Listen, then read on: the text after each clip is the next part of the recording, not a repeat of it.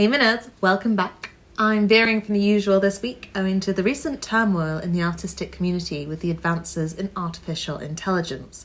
For those of you who are unaware, the tech has now reached the point many authors confidently scoffed at in years gone by, proclaiming computers were only a threat to less creative industries. That turns out to not be the case. So this video will explore the changing role of writers in storytelling in relation to the advances in AI. Switch off now if you're afraid of the existential.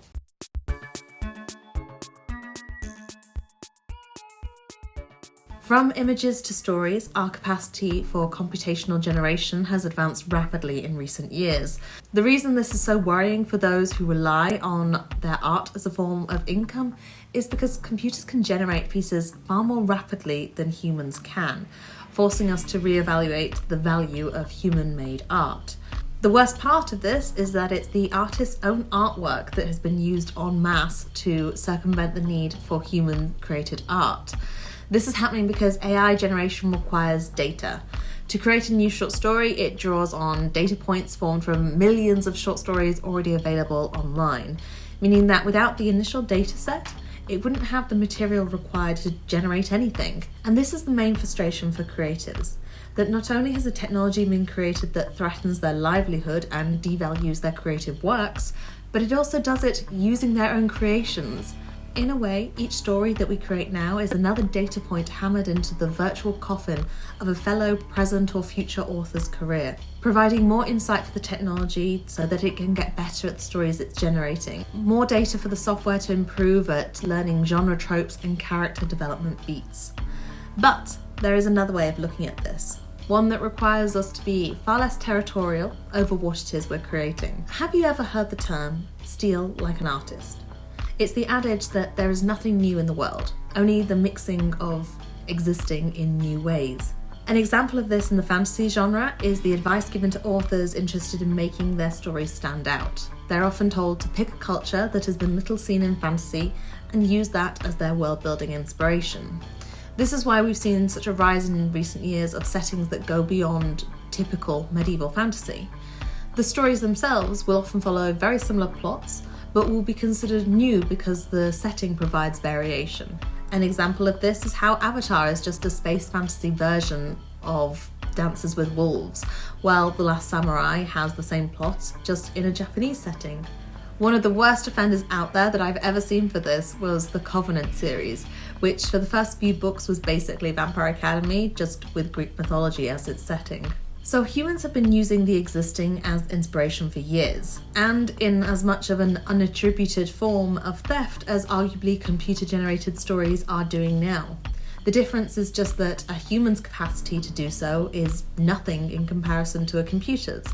We can only read so many stories in our lifetime or take in a certain amount of culture from places around the world that can act as a source of inspiration for our storytelling, while computers can experience far more, far quicker. On top of this, even the most prolific authors can't keep up with the speed of computer-generated stories. But is this really an issue? What we're angry about here is that computers are better at us at iterating through all of the different possible combinations out there. Instead of being angry though, there is an opportunity to feel proud. I have an odd way of viewing creative works, so you might not agree with me on this, but I've never really truly viewed my artwork as my own. Yes, I feel proud that I put in the time that was needed to make it exist, but I've only ever seen my creations as remixing of possible combinations, each one contributing in its own way to an advancement of the form of storytelling as an art. In that sense, our contributions, which are data points feeding into the AI generation software, are still contributing to the future of storytelling, just not in the limited form where we need a human to actually read our work. In a way, it's probably a good thing. How many people will ever actually read your stories? Unless you're a particularly successful author, then arguably not many. At least by contributing to some data sets, even authors who are lost forever to creative ignominy have the chance to contribute to the evolution of storytelling. It's a natural consequence of the number of people who are now writing stories and how insufficient the reader base is to support all of them in becoming the prolific, well-read authors that they would love to be. However, before you all worry that I'm on Team Bot here, let me make a point that the evolution of creativity and fair reward for labour are two very different things. If we lived in a utopia where there was no need for financial recognition and the pursuit of creative evolution could be explored as the abstract concept it is, then that would all be well and good. Unfortunately, and increasingly so it seems these days, we live in a world where there are bills to pay, and monetarily gaining from other people's labour is also known as exploitation. And that's what's happening right now with AI-generated writing.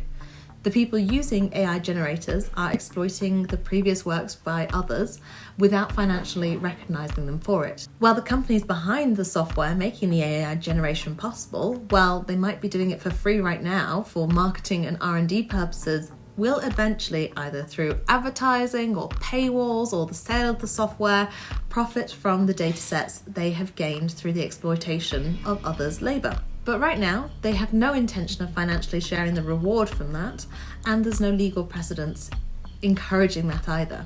You can see why some people might get upset about that, having spent so many years labouring away over what now other people are using for free. The problem is, though, that there isn't much we can do to change any of that. The exploitation of data is a tale as old as the internet, because with so much of it out there to be gathered, without large enough groups of the population raising their voices in protest, the rights of the individual can just be all too easily ignored. Say you as a fantasy writer were to go to any of these AI generation companies and demand recompense for their use of your data, then they would just argue that the value of your data represents 1/1,000,000th of the overall data set, so what value is there in recompense? That argument is a fallacy. It's like saying your vote doesn't matter. Of course, on a population level, one vote doesn't matter, but on the population level, we don't measure the level of individual votes. We measure what an individual vote makes possible, which is the population level. And the same is true for datasets. The individual data isn't what matters, it's the dataset that is made possible by the individual data, which is why fair recompense for one means fair recompense for all. For that to happen though, we need population level changes, which means government mandated data usage fees. But those laws have been on the table for a while now, and lobbying groups for Meta and other data harvesters have done their best to stall those efforts, so it's unlikely there will be much change there anytime soon.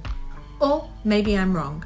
Maybe the fight for data has entered a new battleground. Now it's ventured from the domain of the cookies, which most of the population never really understood the value of anyway.